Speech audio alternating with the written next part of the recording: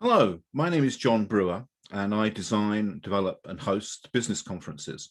And as we move to a situation where we're contemplating once again returning to live in-person events, I was reflecting on the last time I hosted one of those, and that was at the fall of 2019, about 18 months or so ago.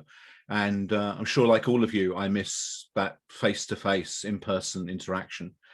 The meeting I hosted was called Leadership from the Heart. It was a business conference, but it was also a fundraiser. We raised $20,000 for a local hospital, a cardiac research at a local hospital. And for those of you who know me, I'm in the habit of summarizing these events in verse. And I thought I'd share with you that last verse summary that I've been able to perform in person. So this was from Leadership from the Heart. So now we are at the end, and I have to start summarizing what we've learned about leading from the heart. I think I'll begin with the words of Brené Brown. I have them here somewhere. I've written them down. Is it really that outrageous to demand leaders who are courageous? Does work have to be so dangerous? Is being authentic that disadvantageous? We need leaders then wise enough to be self-aware, who aren't afraid to show that they care, who've evolved from hurt and fear and are human enough to even shed a tear. Now, these are all very fine words, but without action, they're for the birds. If all you have is the language, you'll appear absurd and your message will remain forever unheard.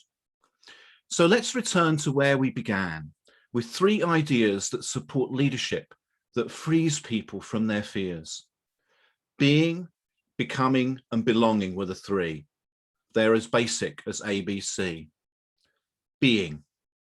To lead from the heart is no easy task. It means being authentic.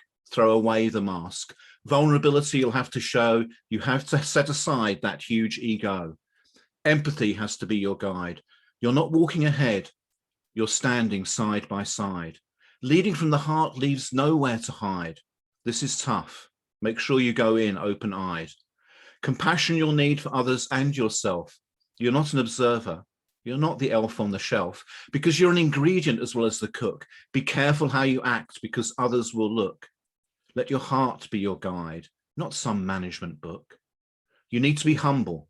It's a source of your power. You can't lead people from an ivory tower. Above all, be human. Show that you care. When your people need you, they must know you'll be there. And also remember to always be kind. Let your motto be no employee left behind. That doesn't mean you're a pushover or weak. Be the leader people need, not the friend that they seek. The earth may be inherited by those that are meek, but the organization to succeed must perform at its peak. You're going to have conversations that are tough. You're a leader after all. You're not a cream puff. And people might not always like what they hear. Let me make this one thing clear. Be honest, never cruel. Maintain your humanity, and people will know you're not driven by vanity, but always have others' best interests at heart, and never ever treat anyone like they're a spare part. Listen to understand, not to speak. Upgrade your software, or you'll become obsolete. Becoming. Leading from the heart means loving, affection, but it also means providing direction. It's not just being, it's becoming. Staying in the same place is plain mind-numbing. So always have a mindset of growth that combines head and heart. You need them both. Always be learning, developing, growing. You're a work in progress. You aren't all knowing. As a leader, you don't have every answer. This isn't Swan Lake, and you can't be every dancer. This is true, though it might sound crazy. Be curious, be often, be lazy. And one more thing you need to know, it's not your job to save people. It's to help them grow. Chase away those wombats and you'll be fine. They waste your bandwidth, money, and time. Doing great work causes excitement, but also fear. But it beats that bad work sucking your brain year after year. And it's not just about success, it's also about failing. No one said leading was going to be plain sailing.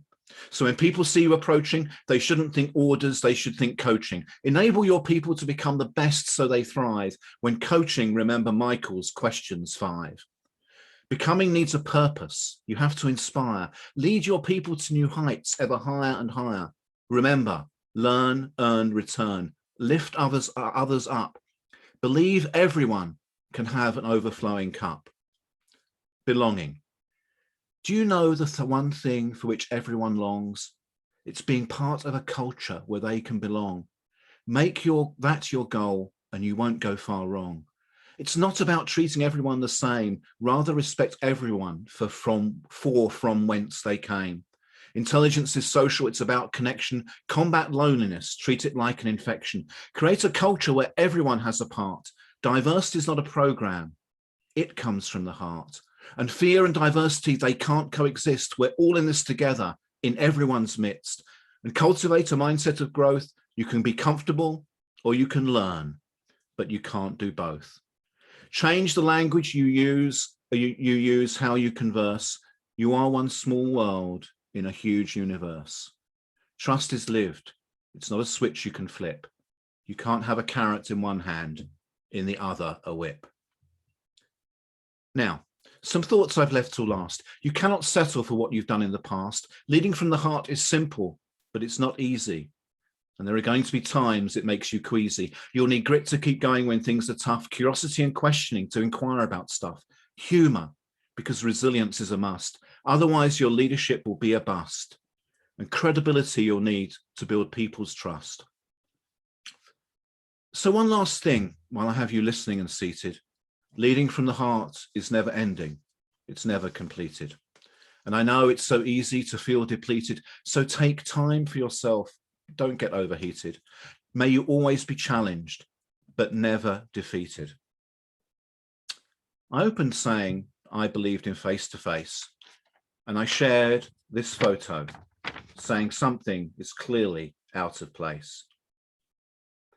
So if you ever find yourself in a situation like this, forget the email, the text, the tweet, the pin, the posts you just can't miss, and focus instead on the one you're about to kiss. Thank you.